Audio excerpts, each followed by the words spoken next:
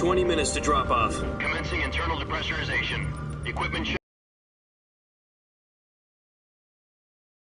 You ready to go? Drop zone still showing a high pressure mass. Cav okay. Good. We've got high visibility.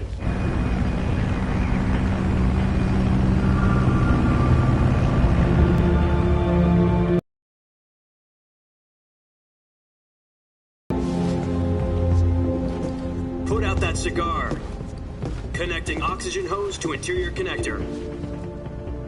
Put on your mask.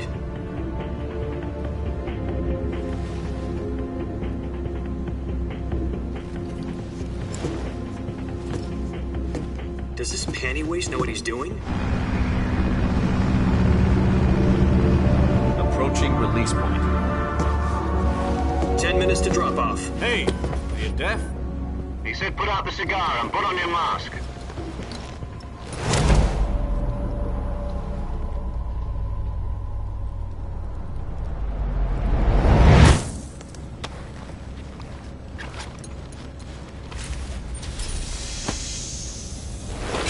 Depressurization complete. Checking oxygen supply. 6 minutes to drop off. Opening rear hatch.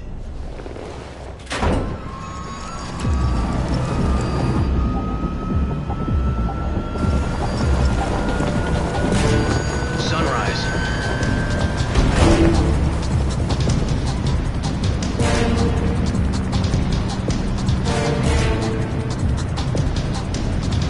External temperature minus 46 degrees Celsius.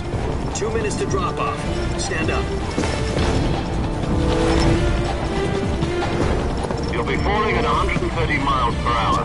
Try not to get frostbite from the wind chill. 1 minute to drop off. Move to the rear. Activate bailout bottle. This is one for the history books. The world's first halo jump. 10 seconds to drop off. Stand by. Status okay. All green. Prepare for drop-off. Countdown. 5, 4, 3, 2, 1. Spread your wings and And fly. God be with you.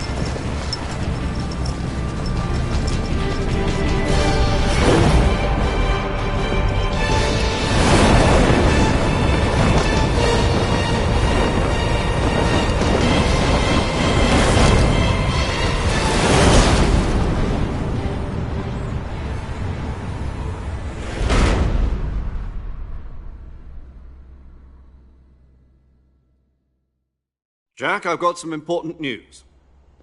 The head of the CIA has finally given us the green light for the virtuous mission. Virtual mission? No, the virtuous mission. The future of our Fox unit depends on it. If it succeeds, we'll be officially organized into a unit. Virtuous mission? Sounds like some kind of initiation ritual. You know, don't get cocky. This isn't a training op. Right. So what exactly is this wonderful mission? Well, about 2 years ago, a certain Soviet scientist requested asylum in the West through one of our moles. His name is Nikolai Stepanovich Sokolov. He's head of the OKB-754 Design Bureau, one of the Soviets' top-secret weapon research facilities, and the East's foremost expert on weapons development. Sokolov? Isn't he that famous rocket scientist? The very same. On April the 12th, 1961, the Soviets achieved the first manned spaceflight in history. The Earth was blue, but there was no God. Well spoken. The rocket that carried Yuri Gagarin into orbit was the A-1, known as the Vostok rocket. Sokolov is said to be the man most responsible for the multi-engine cluster used in that rocket. After Gagarin's flight, Sokolov left rocket development to become the head of the newly established Design Bureau. From a lowly technician to head of a design bureau, that's quite a success story. So why do you want to defect? It seems he'd become afraid of his own creations. Afraid? Call it a crisis of conscience. And for that, he left his country and his family behind and went over the fence? Not exactly. One of his... We used a mole to get the family out first and succeeded in sneaking Sokolov over the Berlin Wall shortly afterwards. I was the one who conducted the operation. The security on the eastern side was still full of holes back then. Then what? We got Sokolov over in one piece, but the whole ordeal had left him exhausted, and we checked him into a hospital in West Berlin. It took him 2 weeks and more than 600 miles to get from the research facility in the Soviet Union to Berlin. He was in no condition to say anything coherent. And it was only a week later that we had something much bigger on our hands. The Cuban Missile Crisis. October the 16th, 1962, President Kennedy received word that the Soviets were in the process of deploying intermediate-range ballistic missiles in Cuba. The President demanded that the Soviets dismantle and remove the missiles. At the same time, he announced a naval blockade to prevent further missile shipments from reaching Cuba. But the Soviets didn't back down, instead placing their armed forces on secondary alert. Soviet transport ships carrying missiles continued on course towards Cuba. US and Soviet forces went on alert for an all-out nuclear war. Frantic negotiations were conducted through the UN's Emergency Security Council and unofficial channels to end the hair-trigger standoff.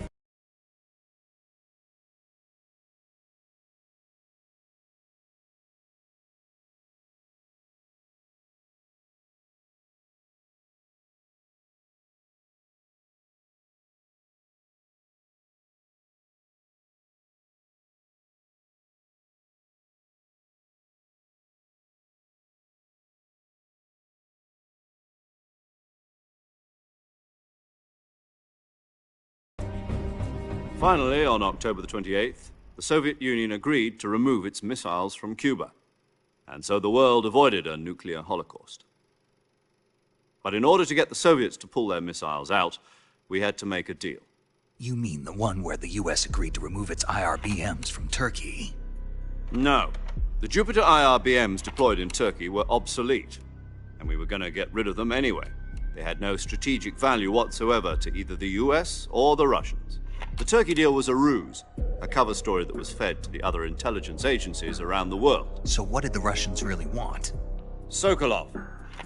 They wanted us to return Sokolov. You mean the Soviets pulled out of Cuba just to get their hands on Sokolov? That's right.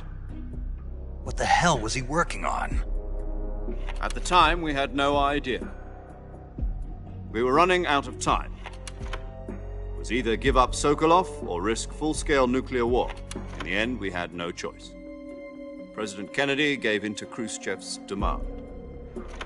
The next day, I got Sokolov out of the hospital, handing him over to agents on the eastern side. Sokolov kept on screaming, "Save me," until he disappeared from my sight. Then, a month ago, we received some new information from one of our moles. About Sokolov? Yes. He was taken back to the research facility and forced to continue working on the weapon in question under KGB supervision.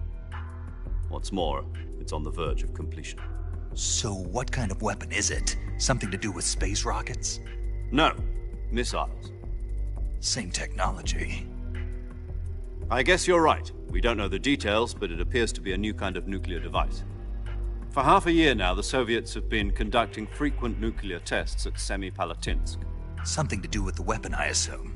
We're talking about a secret weapon so big that Khrushchev was ready to pull out of Cuba to get it back. Is Sokolov still in the facility? No. According to our intelligence, he's in Selinoyarsk, a place in the mountains about 3 miles to the west that's known as the Virgin Cliffs. The Virgin Cliffs. Nice name for a virtuous mission. They moved him there just recently. Why? Apparently, they're conducting a field test of the weapon, but it's our best chance to get him back. This mission would never have been possible if he was still in the research facility. This is our last chance. Sokolov must have known that too when he contacted us.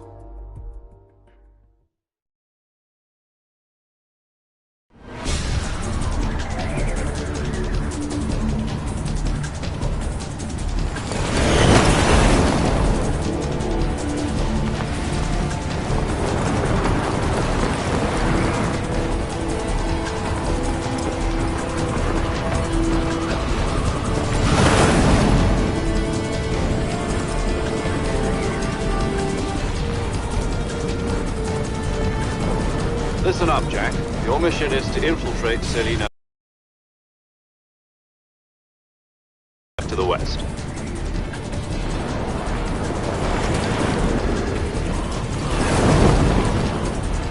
If we don't get Sokolov back before that weapon is complete, we'll be facing a major crisis. The clock is ticking.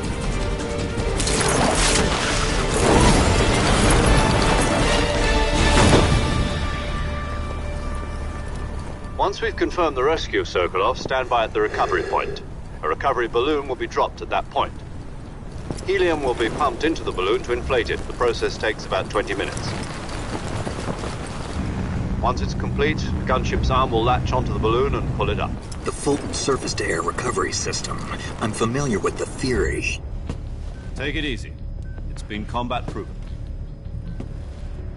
Do you think Sokolov is up to it? The shock will be less than during a parachute jump, and the arm can handle up to 500 pounds. So you're planning on going over the border in a single combat Talon? She's equipped with two 6-barrel 20mm Vulcan cannons, as well as two 40mm machine guns.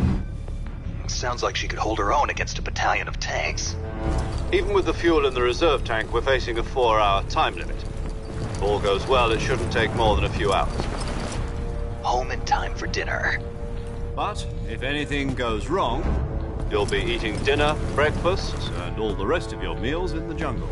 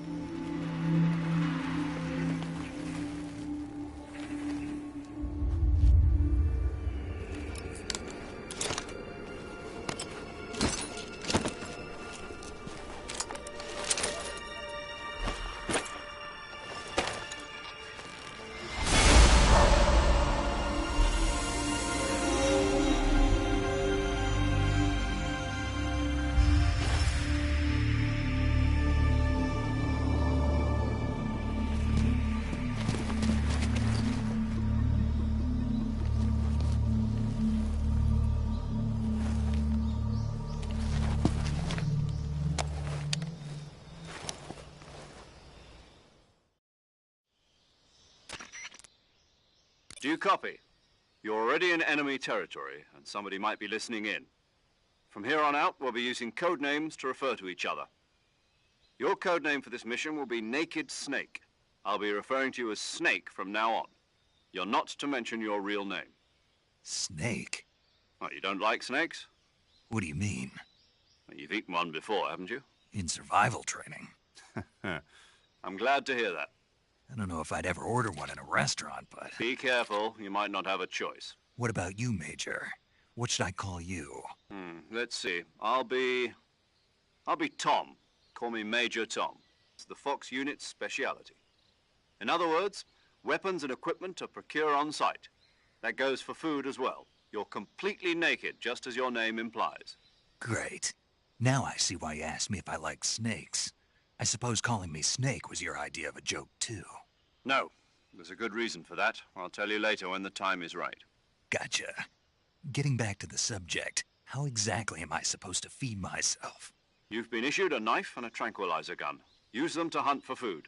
You'll also find some medical supplies in your backpack. Yeah, about the backpack. I lost it in a tree on the way down. I see. Well, you'd better go back and get it then. You know where it is? No problem. I can see it from here. It's stuck on a branch. To climb a tree, stand and press the action button. I'll be monitoring your progress over the radio. Point 85. I'll give you a call if I need to talk to you. If you need to talk to me, use the send function. Okay, Snake, go get your backpack.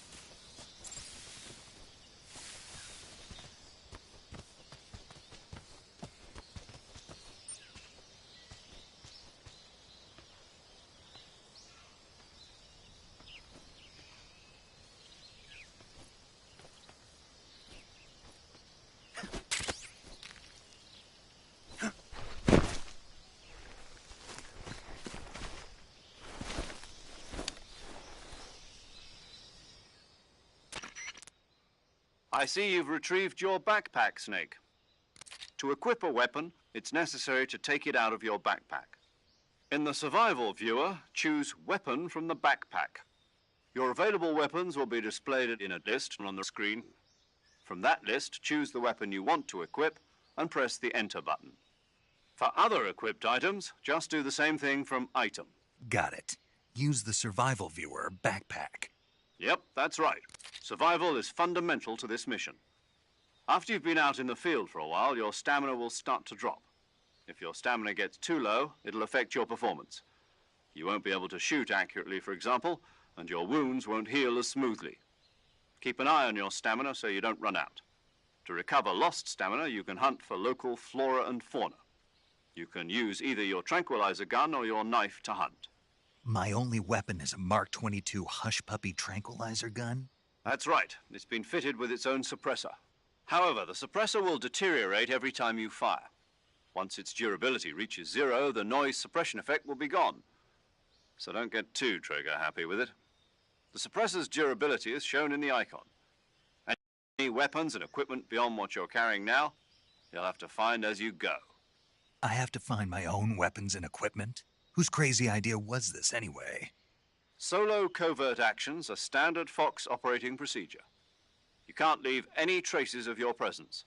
No weapons, equipment, footprints, sweat, or bodily waste.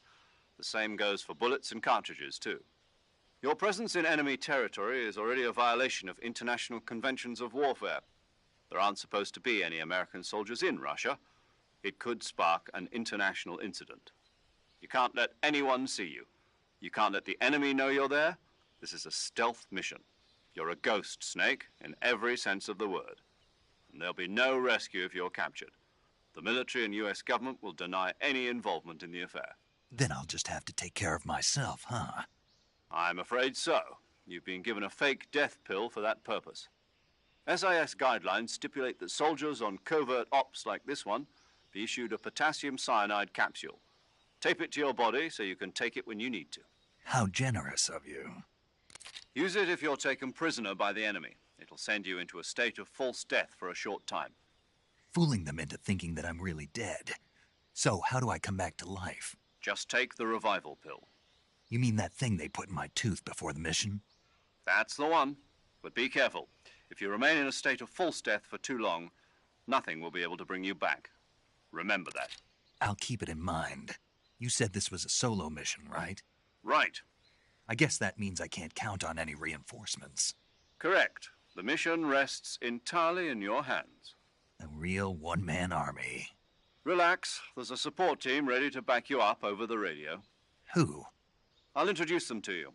This time, survival is of utmost importance. The first member of the support team will be in charge of monitoring your physical condition, acting as a medic, so to speak, as well as recording your mission data. She's a member of Fox as well, and she's here on the gunship with me. She? Hello, Snake. I'm paramedic. Nice to meet you. Paramedic. As in a medic who comes in by parachute. Aren't you going to tell me your real name? Are you going to tell me yours, Mr. Snake? My name, huh? It's John Doe. And they call you Jack for short. You're a regular Captain Nemo. A name means nothing on the battlefield. After a week, no one has a name. What's your name? Jane Doe. Very funny. I wasn't joking, but I'll tell you my name only if you manage to make it back alive. My frequency is 145.73. She's also in charge of recording your mission data. Whenever you want to save, send a message over the reserved save frequency, 140.96. So saving lets me record my mission data. That's right. It also records the state of your health. Good to know. There's one more person I want to introduce you to, Snake. Huh? Speaking of snakes, you remember the boss, don't you? A legendary soldier and your mentor. Actually, it was the boss that got the DCI's authorization in the first place. She's going to be serving as Fox's mission advisor. The boss is? She also helped me plan this mission. She and I were at SAS together. Jack, is that you? How many years has it been? Boss? That's right. It's me. Oh. Talk to me. Let me hear your voice. It's been 5 years, 72 days, and 18 hours. You've lost weight. You can tell just by the sound of my voice. Of course I can. I know all about you. Really? Well, I don't know anything about you. What's that supposed to mean? Why'd you disappear on me all of a sudden? I was on a top-secret mission. You didn't need me anymore. But there were still so many things I wanted you to teach me. No, I taught you everything you needed to know about fighting techniques. I taught you all I could. The rest you needed to learn on your own. Techniques, sure. But what about how to think like a soldier? How to think like a soldier? I can't teach you that. A soldier needs to be strong in spirit, body, and technique. And the only thing you can learn from someone else is technique. In fact, technique doesn't even matter. What's most important is spirit. Spirit and body are like two sides of a single coin. They're the same thing. I can't teach you how to think. You'll just have to figure it out for yourself. Listen to me, Jack. Just because soldiers are on the same side right now doesn't mean they always will be. Having personal feelings about your comrades is one of the worst sins you can commit. Politics determine who you face on the battlefield. And politics are a living thing. They change along with the times. Yesterday's good might be tomorrow's evil. Is that why you abandoned me? No, it had nothing to do with you. I already told you, Jack. I was on a top-secret mission. A soldier has to follow whatever orders he's given. It's not his place to question why. But you're looking for a reason to fight. You're a natural-born fighter, but you're not quite a soldier. A soldier is a political tool, nothing more. That's doubly true if he's a career soldier. Right and wrong have no place in his mission. He has no enemies and no friends. Only the mission. You follow the orders you're given. That's what being a soldier is. I do whatever I have to get the job done. I don't think about politics. That's not the same thing. Sooner or later, your conscience is going to bother you. In the end, you have to choose whether you're going to live as a soldier or just another man with a gun. There's a saying in the Orient, loyalty to the end. Do you know what it means? Being patriotic. It means devoting yourself to your country. I follow the president and the top brass. I'm ready to die for them if necessary. The president and the top brass won't be there forever. Once their terms are up, others will take their place. I follow the will of the leader, no matter who's in charge. People aren't the ones who dictate the missions. Then who does? The times. People's values change over time, and so do the leaders of a country. So there's no such thing as an enemy in absolute terms. The enemies we fight are only enemies in relative terms, constantly changing with the times. As long as we have loyalty to the end, there's no point in believing in anything, even in those we love. And that's the way a soldier's supposed to think? The only thing we can believe in with absolute certainty is the mission, Jack. All right, but do me a favor. What is it? Call me Snake. Snake. Oh, right. Your code name is Snake. It suits you well.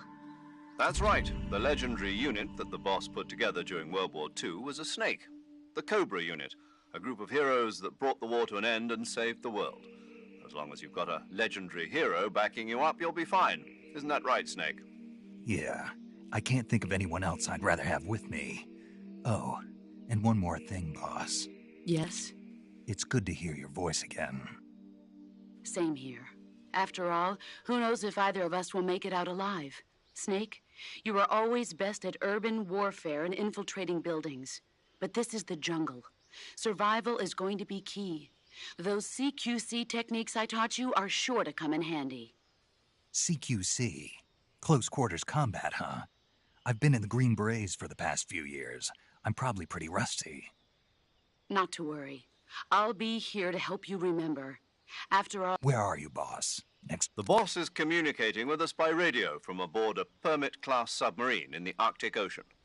My frequency is 141.80. Call me if you need my advice on battle techniques. Gotcha. Your mission is to retrieve Dr. Sokolov. Dr. Sokolov is being held in an abandoned factory located to the north of your current position. Avoid heavy combat and don't let anyone see you. Don't forget that this is a stealth mission. Snake, try to remember some of the basics of CQC.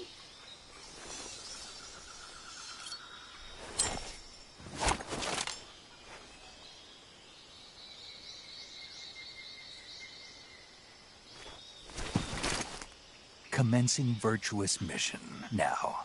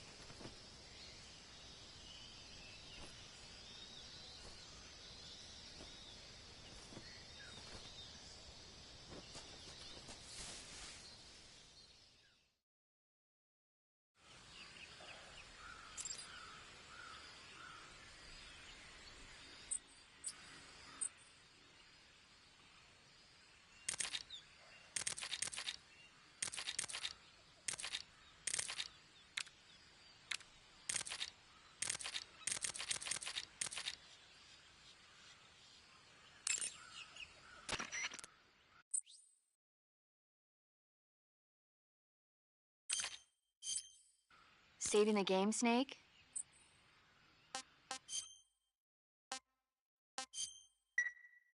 Hey, Snake, you ever heard of Godzilla, King of Monsters? No, what is it? It's a movie. You haven't seen it? Nope. It's about this monster called Godzilla, who grows to an enormous size in a nuclear test and goes on a rampage in Tokyo. Nuclear test, huh? Then the Marshall Islands must be crawling with giant monsters right about now. It's just make-believe. Maybe that's why my pants have been so tight lately. Snake, it's a movie, not a report out of Los Alamos. I know. So then what happened? Godzilla is immune to all weapons, and humanity has no way to stop the monster.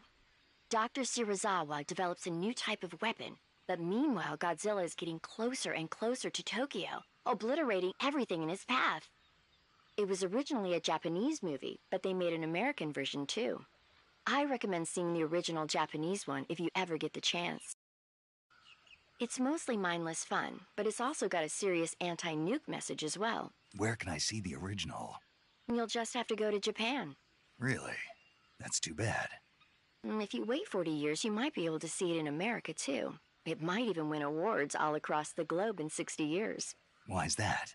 2024 will be Godzilla's 70th birthday. You think they're still going to be making Godzilla movies then? Of course. Everybody loves Godzilla. You sure know a lot about movies. Not real. Okay. When the going gets tough, that's the... No kidding. That's the...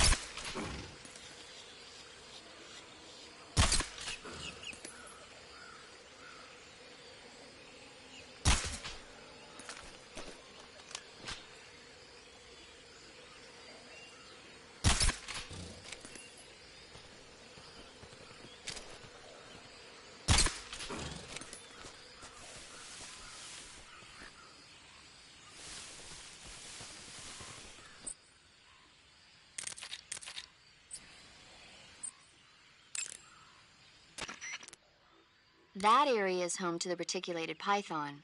The reticulated python is said to be the longest. Although they're not poison, they have a highly ferocious temper. If you think there might be a reticulated python about, it's a huge snake, but you should be... Right. Huh? Do they taste good? You're actually going to eat one. Why else would I be asking? Cannibal. What was that? Nothing. Let's see what... Good. Ugh.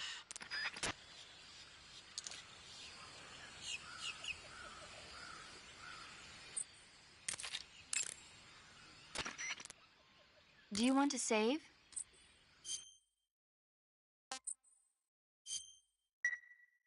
Snake, do you know the creature? Just fish and you